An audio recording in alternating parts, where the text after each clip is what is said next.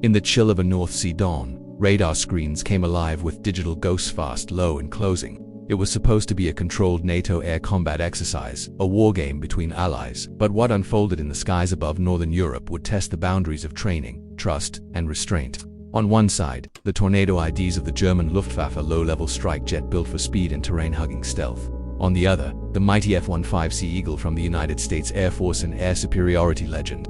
Their simulated duel was meant to refine tactics, but something went wrong. A hunter became hunted, maneuvers blurred into peril, and what was supposed to end with mock missile locks came dangerously close to catastrophe. Before we continue, where are you watching from today?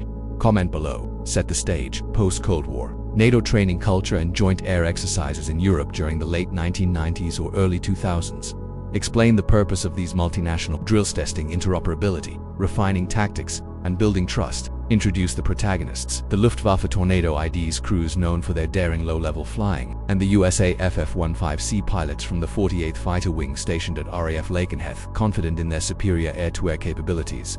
Hint at how a simple dissimilar air combat training sortie would become legendary within NATO circles. Detail the exercise's parameters. Mixed force mock combat over the North Sea using live radar, inert missiles, and strict engagement rules. Explore how differences in doctrine, the Tornado strike-oriented training versus the Kuhl's air dominance mindset, create subtle tension. Introduce the two lead pilots, Major Erich Falk Reinhardt Luftwaffe and Captain Jason Hawk Mitchell USAF. Both men are professionals, but both carry pride in their aircraft. The friendly competition begins to feel personal. As the exercise begins, fog and electronic interference create confusion. The Tornado team executes an unorthodox low-level ingress, vanishing from radar. The F-15 flight assumes they'll easily spot and kill them, but the Tornado uses terrain masking and ECM deception. Controllers lose visual confirmation. Tension mounts as the Eagles climb to reposition. Unknown to them, the Tornado is already flanking below, unseen, and dangerously close. Analyze the technical duel. Tornado ID's low-altitude radar signature versus F-15's long-range radar superiority.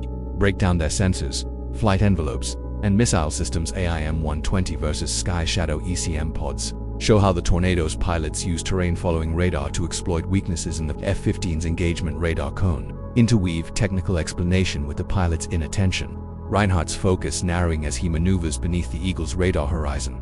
The tone, methodical, mechanical, then suddenly primal. The radio crackled with disbelief as the range controller's voice confirmed it. Kill confirmed.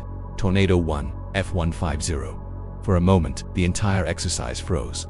Major Erich Falk Reinhardt and his navigator sat in stunned silence, their Tornado steady at low altitude, instruments humming. They had just outmaneuvered one of NATO's most feared air superiority fighters. In the other cockpit, Captain Jason Hawk Mitchell could barely process it.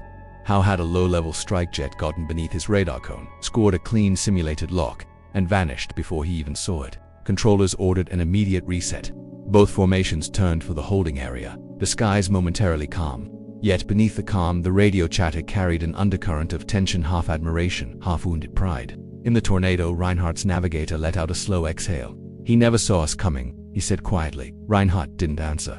He knew it wasn't luck, it was discipline, precision, and trust in a system built to hide in the shadows. On the Eagle's side, Mitchell reviewed his HUD replay. He had followed every protocol, used every sensor correctly, yet the Tornado had simply disappeared. The debrief would be painful, but the lesson was already sinking in.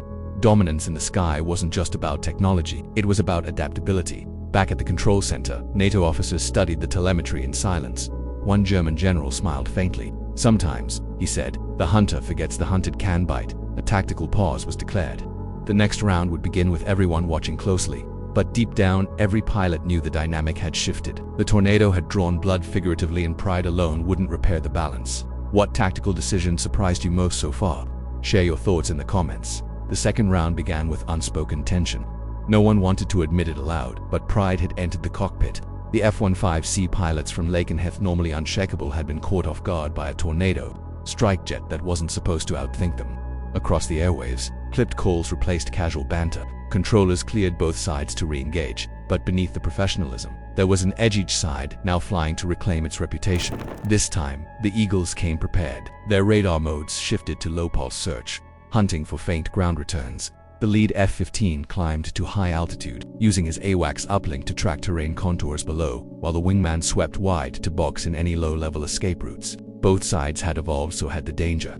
When the F-15s dove to intercept, the sudden convergence produced shockwaves in the cold North Sea air. For a brief second, their radar screens erupted with false eco-terrain clutter, jamming, and speed blending into chaos. Visual contact, 12 low. Mitchell shouted, diving hard. Below, the Tornado flashed through mist, its exhaust plumes trailing white ribbons across the surf. Then came the near miss.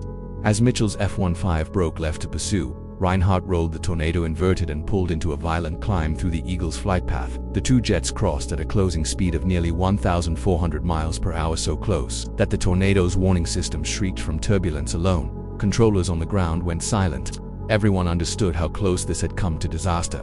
Both sides regained control, hearts pounding behind oxygen masks. The skies over the North Sea, once a playground for Allied training, now felt razor-thin with consequence. Each pilot knew they'd gone too far, but neither could stop now. The next run would decide more than just a score. It would decide who truly owned the skies above Europe. One final run, Tornado versus Eagle, low-level versus high-altitude intercept. Reinhardt decides to break doctrine and lure the F-15 into a chase over coastal terrain. Mitchell commits fully, diving after him. Sensors overload, ECM flares blind radar systems, and both pilots momentarily lose situational awareness. A mock missile lock flashes on the Tornado's HUD, but it's mutual. Both jets have killed each other in the same instant. Controllers call an emergency halt. Silence fills the radio. Both pilots return to base shaken but alive. Post-sortie debriefing exposes how the exercise veered too close to disaster. Yet both nations' commanders see value in what happened, proof that doctrine must adapt, and that even the best can be surprised. Analyze the lessons learned, low-level evasion versus radar dominance, human factors under stress, and the thin line between simulation and combat. Reflect on how NATO used the event to refine safety and coordination standards. The story becomes a legend within training circles, a reminder that respect, not rivalry, sustains alliances. Analyze the lessons learned, low-level evasion versus radar dominance, human factors under stress, and the thin line between simulation and combat. Reflect on how NATO used the event to refine safety and coordination standards. The story becomes a legend within training circles, a reminder that respect, not rivalry, sustains alliances.